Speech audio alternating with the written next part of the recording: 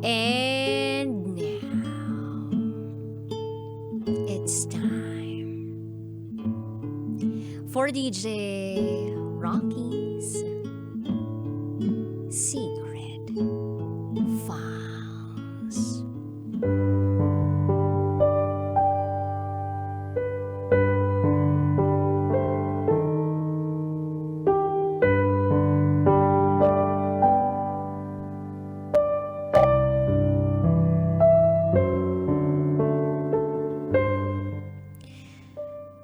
Confused ako kung ano ba talagang intensyon niya sa akin.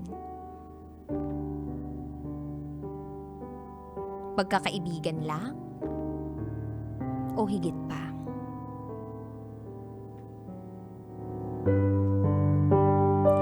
Hi DJ Rocky. Itago mo ako sa pangalang Lizzie. 30 years old. At ito, ang aking secret file.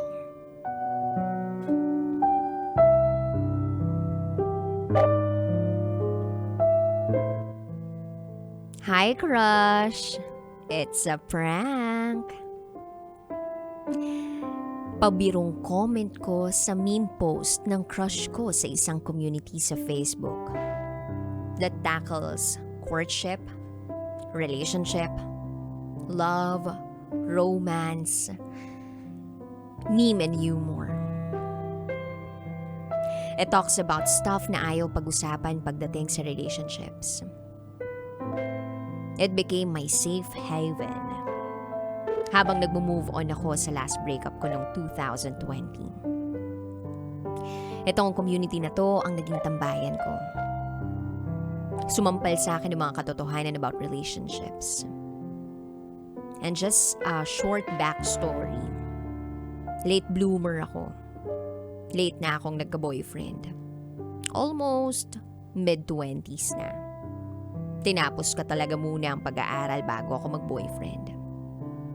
I was NBSB for 26 years. 3 years naging kami. Nung first boyfriend ko, kaya lang hindi na nag-work out dahil mas inuna niya ang career. 8 months after my first breakup, I met a new guy. Naging kami at nagdagal kami ng 1 year. Pero grabing struggles namin nun. On and off ang relationship namin. Kaya naman, I decided na makipag-iwalay na lang kasi feeling ko taken for granted ako. And aaminin ko medyo marupok ako at tanga ako sa pag-ibig. Dahil ibinibigay ko lahat-lahat. Binubuhos ko yung kaya kong ibuhos pag nagmamahal ako. Kaya naman I needed guidance at taong pupukpok sa akin para ma-realize ko na I shouldn't settle for anything less. Kaya ayon na padpad ako sa isang relationship community sa Facebook.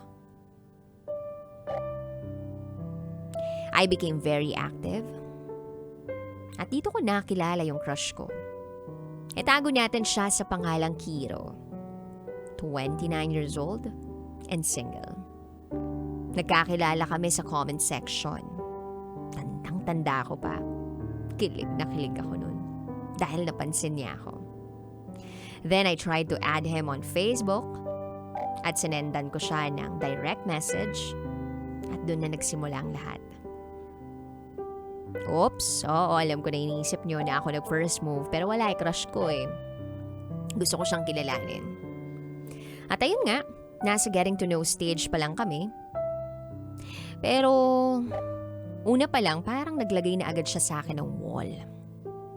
He asked me, sa pag-uusap natin, may ina-expect ka ba mula sa akin? Ayoko na kasi na maulit ang nangyari dati. May na-fall at nasaktan, hindi ko siya sinalo. Siyempre, kauumpisa pa lang naming mag-usap, nagulat ako na tinanong ako ni Kira ng ganun. Natural lang isasagot ko, wala naman ako ine-expect. Kasi, ang totoo, wala naman talaga. Gusto ko lang siyang makilala and that's it. So I tried to get to know him. At dun ko nalaman na hindi naging madali yung past relationship niya. Ikakasal na pala dapat siya ng year 2018 but iniwan siya ng ex-fiancé niya sa mismong araw ng kasal nila. Tapos, nagkaroon siya ng no-label relationship or NLR kung tawagin.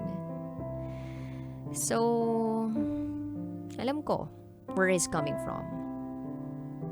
Akala ko ang presko niya lang nung pinrangka niya ako kung may ine-expect ba ako between sa amin eh. So fast forward, simula nang magkakilala kami ni Kiro. Up until now, consistent kaming magka-chat. At pansin kong talagang close na kami. Para na kaming magbarkada. At ang tawagan namin ay Brad. Sa sobrang komportable namin sa isa't isa, naalala ko nung birthday ko, nag-long message siya.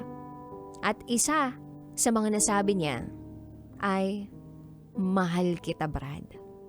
Salamat na kilala kita sa community, etc. At nasundan pa yun. I posted something on my wall na before the year ends, can I receive a short message from everyone in my friend list? And Kiro commented, Hi Brad, always remember you an amazing person. Love you. Grabe diba? Alam nyo na shock talaga ako at medyo kinilig. At the same time, medyo na-confused ako. Kaya naman kinumpronta ko siya. I asked him, I just want to know what's your real intention with that? Is it for friendship or more than that? Then Kiro replied, Yes, yun naman talaga, for friendship. Pero hindi naman natin kontrolado kung anong mangyayari, diba? Di natin alam. Kaya nag-follow up question ako. I asked Kiro, So open ka to other possibilities? Then he answered, Yeah, why not? Ay. Yung sinusubukan kong klaruhin lahat ng mga bagay-bagay, pero parang mas lalo akong na-confuse dahil sa sagutan niya. At grabe, diba? Friend-zoned ako. Ay, hindi mutual ang feelings namin. Kumbaga, hindi ako crush ng crush ko. Anyway, okay lang naman sa akin na hindi niya ma-reciprocate ang nararamdaman ko. Masaya na rin ako kung anong meron kami ngayon. Kaya pangangalagaan ko ito.